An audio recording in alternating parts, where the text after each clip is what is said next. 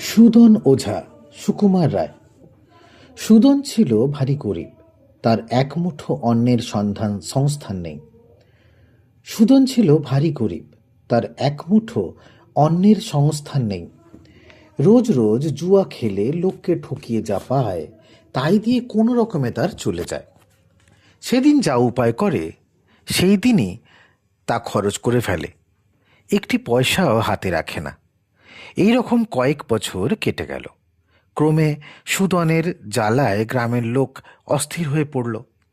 পথে তাকে দেখলেই সকলে ছুটে গিয়ে ঘরের দরজা দেয়। সে এমন পাকা খেলোয়াড় যে কেউ তার সঙ্গে বাজি রেখে খেলতে চায় না। একদিন সুদন সকাল থেকে রাস্তায় ঘুরে বেড়াচ্ছে। গ্রামময় ঘুরেও কাউকে দেখতে পেল না।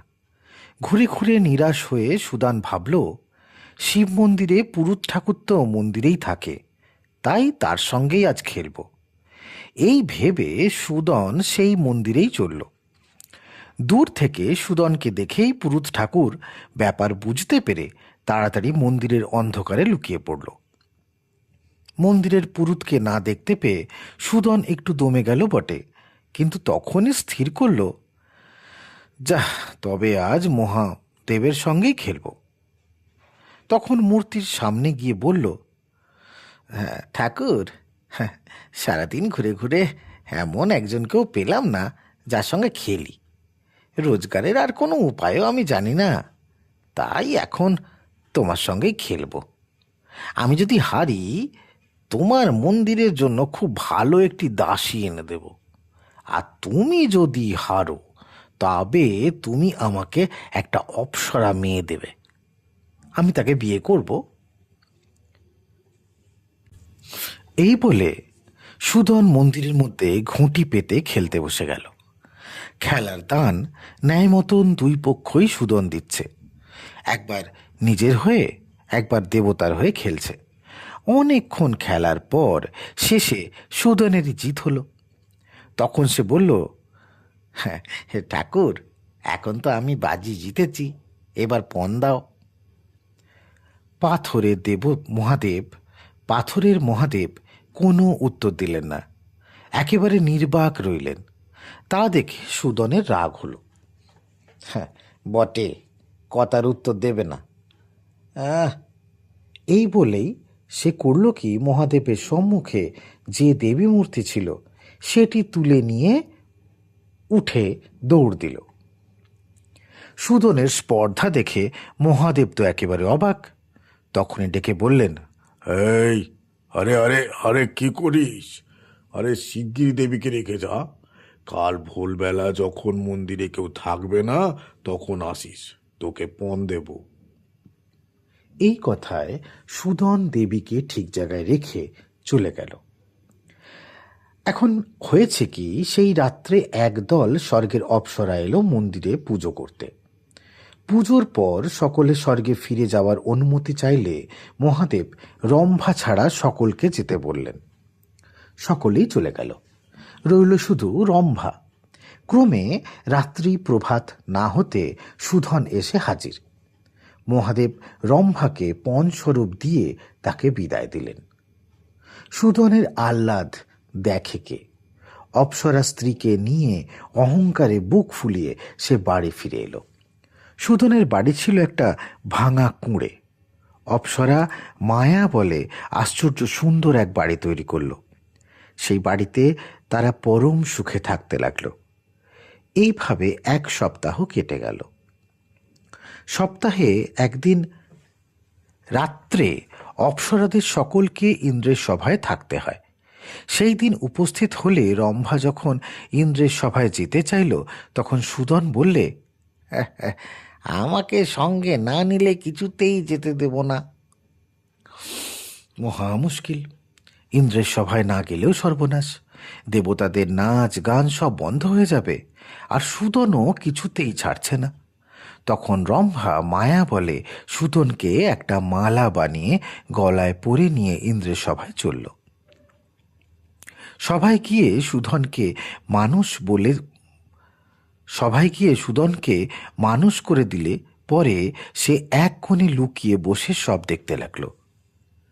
ক্রমে রাত্রি প্রভাত হলে নাচ গান সব থেমে গেল। রম্ভা সুদনকে আবার মালা বানিয়ে গলায় পরে চলল তার বাড়িতে। বাড়ির কাছে একটা নদীর কাছে এসে রম্ভা তাকে আবার মানুষ করে দিল। তখন সুদন বলল, "হ্যাঁ, তুমি বাড়ি যাও, আমি এই নদীতে স্নান ও আহ্নিক করে পড়ে যাচ্ছি।" এই নদী ধরে ছিল ত্রিভুবন তীর্থ। এই নদীর ধারে ছিল ত্রিভুবন তীর্থ। এখানে দেবতারা পর্যন্ত স্নান করতে আসতেন। সেদিন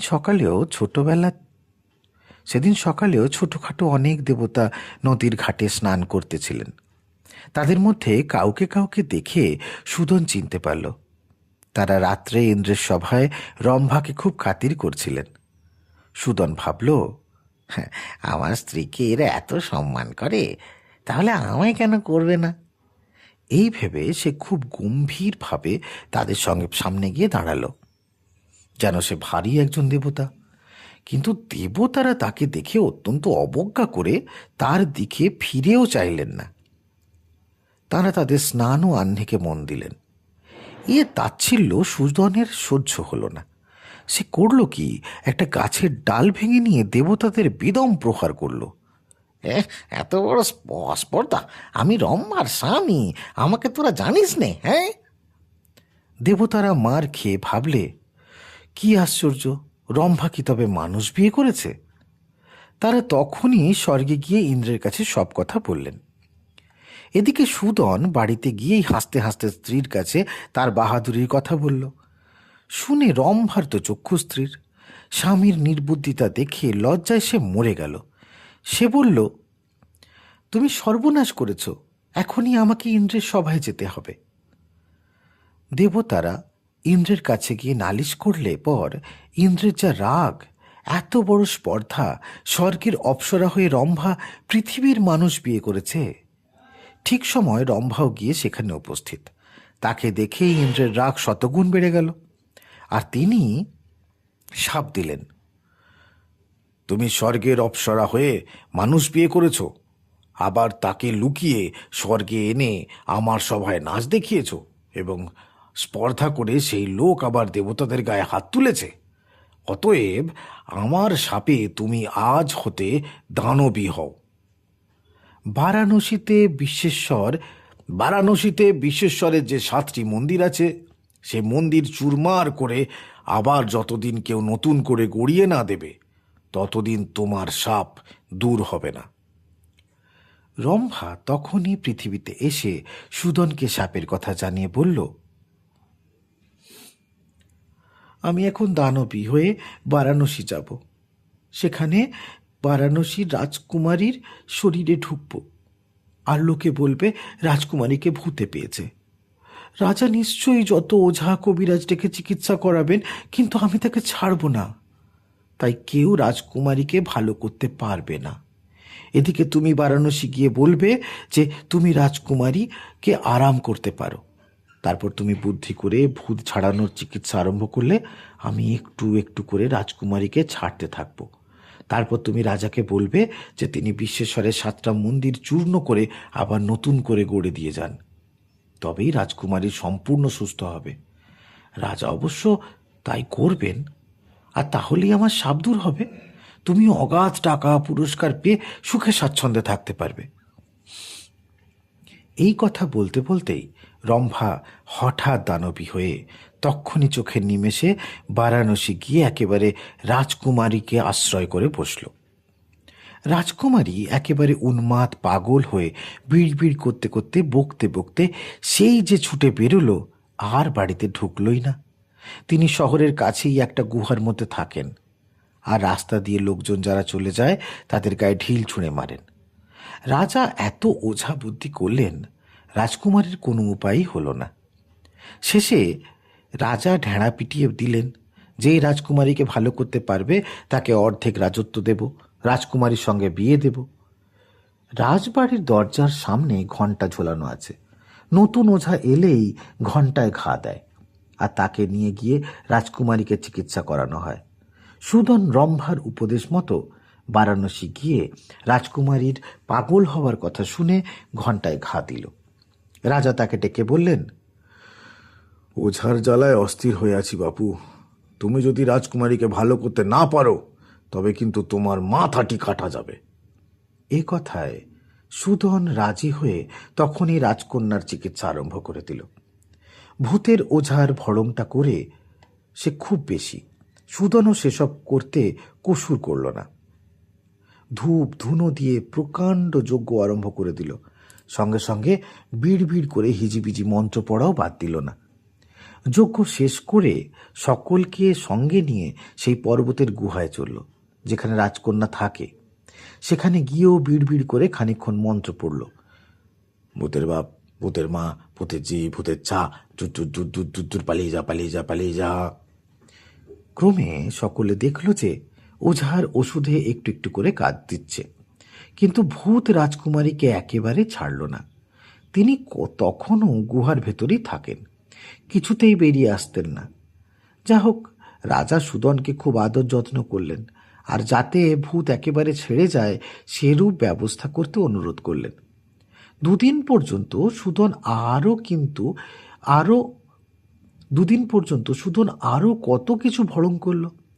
তৃতীয় দিনে সে রাজার কাছে এসে বলল, মহারাজ, রাজকুমারীর ভূত বড় সহজ ভূত নয়, এ হচ্ছে দৈবী ভূত। মহারাজ, যদি এক অসম্ভব কাজ করতে পারেন, বিশ্বেশ্বরের 7টা মন্দির চুরমার করে আবার নতুন করে ঠিক আগের মতন গড়িয়ে দিতে পারেন, তবেই আমি রাজকন্যাকে আরাম করতে পারি। রাজা বললেন, এ আর অসম্ভব কি? রাজার হুকুমে তখনই হাজার হাজার লোক লেগে গেল। দেখতে দেখতে মন্দিরগুলি চুরমার হয়ে গেল। তারপর 1 মাসের মধ্যে আবার সেই 7টি মন্দির ঠিক যেমন ছিল তেমনই করে নতুন মন্দির গড়ে উঠল। সঙ্গে সঙ্গে রাজকুমারীও সেরে উঠলেন।